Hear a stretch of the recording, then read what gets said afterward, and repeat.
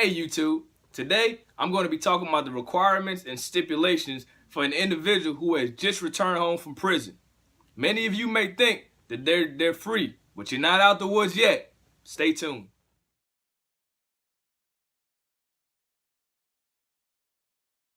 Hey YouTube family, so like I said, I want to talk today about the requirements and the stipulations on an individual who has just returned home from prison. A lot of people think that just because they've gotten out of prison that they're free to do what they want to. That is definitely not the case. First off, I'd like to talk about a new term that I recently got acquainted with for individuals who are just returning home from prison. They are actually starting to call us returning citizens. I actually like that a lot better. I think that it kind of reduces some of the stigma that is attached to us, and kinds of, it doesn't sound completely negative, like an ex-con or a former felon or something like that. So that is actually a word that I'm going to be trying to incorporate and use to refer to myself as well as other individuals. And I would highly encourage that you guys do the same. So like I said, a lot of people think that just because somebody's gotten home from prison, that they're done with the system, they don't have anything to worry about, they can go back to living whatever life they want to and not be bothered. That is absolutely not true. What I didn't realize when I got sentenced, and what many probably individuals don't realize as well, is that the sentence entails an incarcerated period as well as a period that they call supervised release, which is when you're on quote-unquote probation. They still monitor you, and they definitely have a lot of control over your actions. So here is my conditions of supervised release. And it's definitely a grocery list of stuff, but I just want to highlight some things to get you guys kind of familiar with what's going on. Of course, I'm not allowed to possess a firearm or anything of that nature. They actually collect my DNA, and I have a non-violent crime, and so or a non-sex related crime, so I thought that was a little interesting. But anyway, I also cannot leave the judicial district without permission. Now, people may not be familiar with the judicial district. Well, in the federal government, there actually districts. Now, people may not be familiar with judicial districts, but in the federal system, there are actually districts. So states are actually broken into districts. So I'm from Atlanta, so in the state of Georgia, there are actually 3 districts in the state of Georgia. There's the Northern District, the Middle District, and the Southern District. So not only am I not allowed to leave the state without permission or prior notification to my probation officer, but I cannot even go most places in the state without prior notification. There's actually a map that limits it. This is the breakdown of all the 3 judicial districts in the state of Georgia, and I'm gonna zoom in on it so you guys can see a little better. But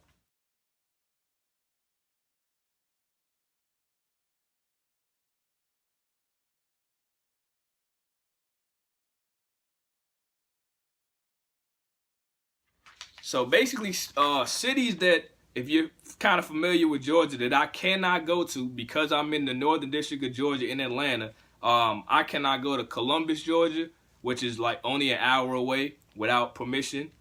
I can't go to Macon, Georgia. I cannot go to Augusta, and I definitely can't go to Savannah, Georgia. So not only can I not leave the state without permission or the country, but I definitely cannot even go certain places in my state without permission as well too. So all this stuff people have to start paying attention to, because these are quick and easy ways to get you in trouble with the system and get you sent back potentially. Now, I definitely have ties outside the country as well, and so one thing that was important to me was trying to figure out if I can actually travel out the country and visit family.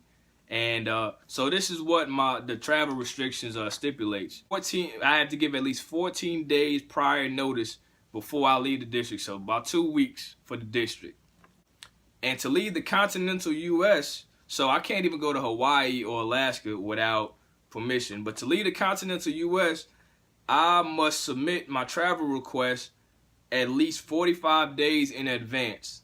And because I was told because my case does not stem from the district where I am currently located, I caught my case in another state, that I actually have to give them 90 days prior notice. So you definitely can't just hop up one day and say, well, I feel like going somewhere. You no longer have that privilege. And so you definitely have to plan vacations, family vacations. You have to plan business trips way ahead of schedule.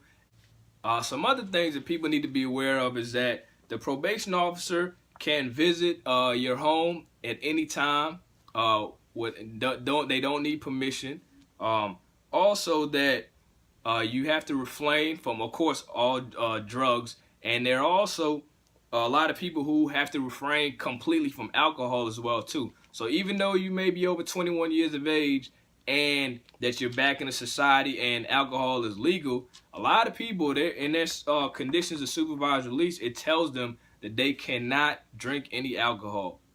You can get violated for having dirty urine because of alcohol. So definitely pay attention to that.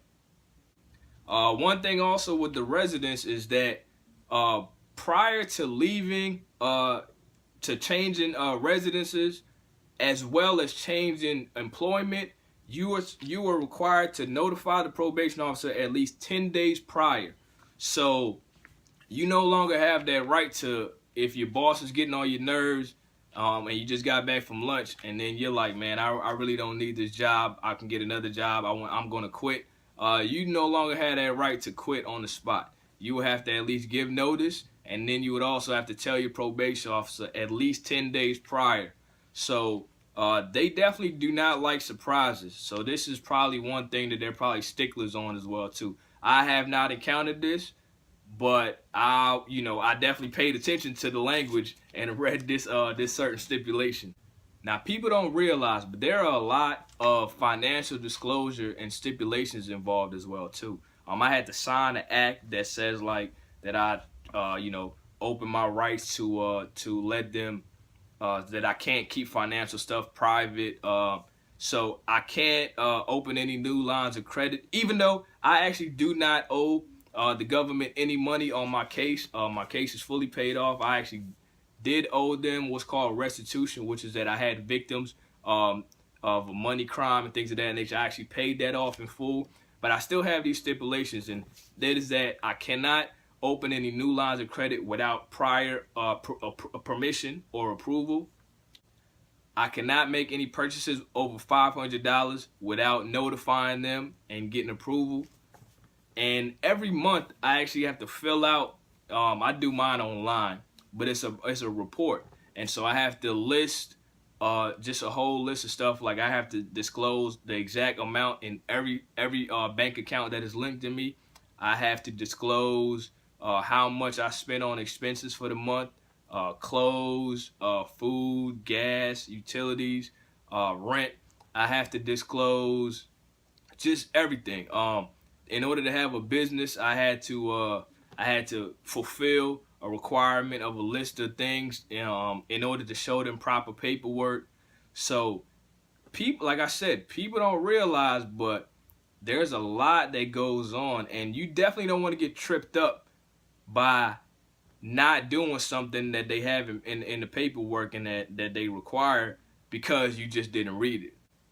Ignorance will definitely not save you from being violated and going back to prison. So you definitely have to be aware of these things.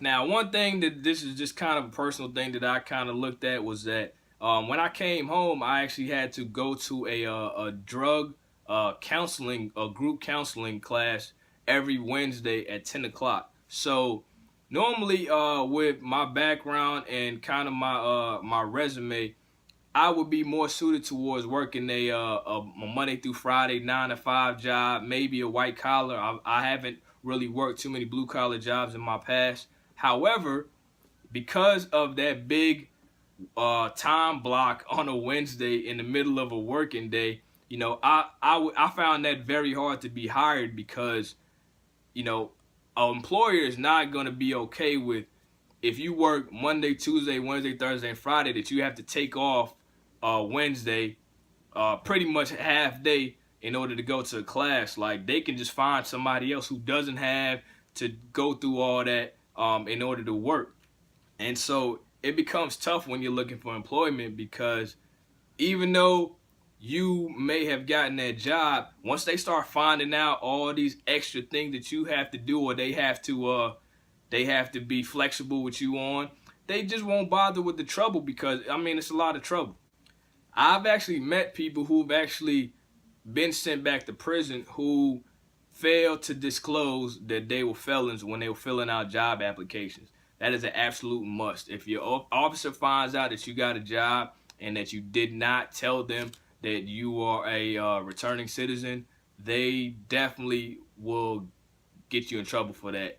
You could potentially lose your job, and like I said, you could potentially be sent back to prison as well. Also, I actually have to call in every day. It's we call it codaphone, which is that every day after 5 p.m. I have to call a hotline number, and there's going to be an operator on there. She's going to spout off some numbers. Now, I've already been previously assigned a number, and so anytime I call that hotline and my number pops up, I have to go in for a drug screening the next day. And so, like I said, this presents a problem when the person may actually have like a Monday through Friday 9 to 5 good job, because you have to go into the office during their working hours, which I believe for mine is 8:30 to 4 p.m., which of course is the same hours that you would be working your job. And so that presents a problem, because now again you gotta tell your supervisors like, hey, I gotta come in late, or I gotta leave early, or I gotta take a long lunch break. And that starts to get on people's nerve, because they're not there to be your friends. You're there to work, and they're there to pay you because of you working. So they're not going to be okay with just all these random taking off and lates and all that kind of stuff. So like I said, that's tough. I'm speaking especially from individuals from federal prison. Every single person who gets out of federal prison is going to be on supervised release. The time that you're on it varies, but you're going to be on it. Me personally, I have 3 years. I know a lot of individuals who have 5 years. So like I said, that is part of a sentence. There's no way around that, and people have to start factoring that into their sentence. Well, it's definitely a lot of other little tidbits, but I think I gave you guys kind of the major things so that you and your loved ones who are returning home can definitely be aware of what you can and can't do, and can plan accordingly, because this is not, like I said, it's not easy street as soon as you get home. Yes, the worst part is over, but this is still a process, and you definitely have to stay focused and do what you're supposed to do. I definitely don't want to see any of you guys return home, so please watch this, share this with individuals, and let's get this awareness out there. All right, that's it for me. So from Zone 1 to Zone 6 and all my partners in the sticks, y'all be cool out there. And remember, we out here building, not destroying. Take care.